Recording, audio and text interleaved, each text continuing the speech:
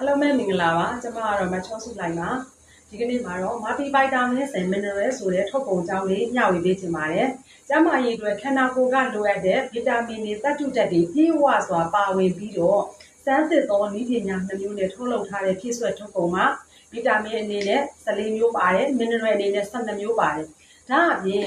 antioxidant တစ်မျိုးဖြစ်တဲ့ astaxanthin မှာပါတယ်အဓိကပြောချင်တာကနည်းပညာပိုင်းမှာဒီဗီတာမင်တွေသတ္တုဓာတ်တွေပြီးခန္ဓာကိုယ်ကအများကြီးလို့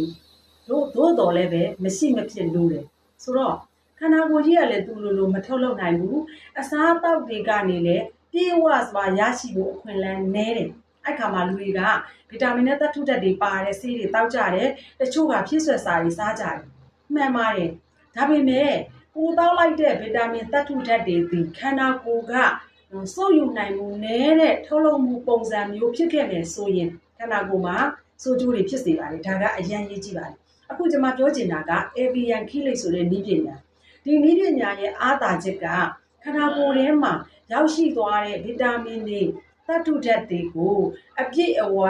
စုပ်ယူနိုင်တဲ့အနေအထားမျိုးထိထုတ်လုပ်ထားတဲ့ chelate သဘာဝပုံစံမှာနော်ဆိုတော့ဒီ chelate ပုံစံသာထုတ်လုပ်နိုင်ခဲ့မယ်ထုတ်လုပ်ခဲ့တဲ့နည်းပညာကိုစားခဲ့မိမယ်ဆိုရင်ခန္ဓာကိုယ်ထဲမှာဒီဗီတာမင်တွေသတ္တုဓာတ်တွေကအပြည့်အဝစားသုံးနိုင်မယ်စုပ်ယူနိုင်မယ်အလေလွင့်မရှိဘူးအနေထိုင်မှုမရှိဘူးစုစည်းမှုမဖြစ်ဘူးတာမန်အားဖြင့်ဆိုရင်သတ္တုဓာတ်တွေကခိလိတ်ပုံစံမဖြစ်ခဲ့ဘူးဆိုရင်ခန္ဓာကိုယ်ထဲမှာဗီတာမင်တွေရောက်သွားပြီဆိုအဲ့ဗီတာမင်တွေပြိုကွဲတယ်ပျက်စီးသွားတယ်ခန္ဓာကိုယ်ကမရဘူးဒါကြောင့်ဗီတာမင်တွေဘလောက်စားချွတ်တဲ့မှုပြဿနာတွေကြုံတွေ့နေရတာဒါကြောင့်ကိုကဗီတာမင်တွေသတ္တုဓာတ်တွေကိုစားသုံးတော့မယ်ဆိုရင်ကိုစားသုံးမဲ့ထုတ်ကုန်ဒီခီးလိတ်အနေထားလားခီးလိတ်အနေထားမဟုတ်ဘူးလားဆိုတာကိုသေသေးချာချာလေးဂရုစိုက်ပြီးတော့ဝယ်ယူစားသုံးဖို့လိုပါတယ်နော်အခုကျွန်မမျှဝေပေးတဲ့ဒီ multivitamin and mineral ဆိုတဲ့ထုတ်ကုန်ကတော့ခီးလိတ်အနေထားထိခန္ဓာကိုယ်ကစုပ်ယူရလွယ်ကူတဲ့စူးစီးမှုမဖြစ်စေဘူးဆိုးကျိုးတွေလုံးဝမရှိတဲ့အနေထားမျိုး avian chelate ဆိုတဲ့စမ်းသစ်တဲ့နည်းပညာကိုတုံထားပါတယ်ဒါကြောင့်EU ဈေးကွက်တွေကစားလက်ခံမှုတွေရရှိထားတယ် EFSA ရဲ့ထောက်ခံချက်တွေလည်းရရှိထားတယ်စမ်းသပ်မှုအမျိုးမျိုးပြုလုပ်ပြီးတော့အာမခံ6ခုထိပါတယ်မွတ်စလင်တွေစားတောက်လို့ရတဲ့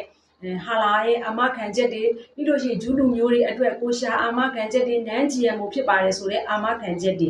နောက်တစ်ခုကခန္ဓာကိုယ်အတွက်အဆိပ်တောက်လုံးဝမရှိပါဘူးဆိုတဲ့ hypoallergenic အာမခံချက်တွေ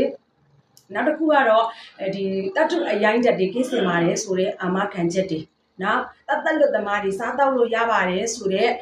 ဒီတက်လွတ်ထုတ်ကုန်ဖြစ်တဲ့အာမခံချက်တွေเนาะဒီလိုမျိုးအာမခံချက်တွေရရှိထားတဲ့ထုတ်ကုန်ဖြစ်ပါတယ်ဒီနေ့ရဲ့မျှဝေမှုလေးကတော့ဒီလောက်ပါပဲနောက်နေ့မှာတော့ဒီ multivitamin and mineral ဆိုတဲ့ထုတ်ကုန်ဟာနော်ဘယ်လိုပုံစံမျိုးနဲ့စမ်းသစ်ထားတဲ့နောက်ထပ်နည်းပညာတစ်ခုအကြောင်းကိုဆက်လက်ပြီးတော့မျှဝေပေးသွားဖို့ရှိပါတယ်မိတ်ဆွေများအားလုံးယောဂဗျာတွေကင်းပြီးတော့စိတ်နှလုံးအေးချမ်းကြပါစေရှင်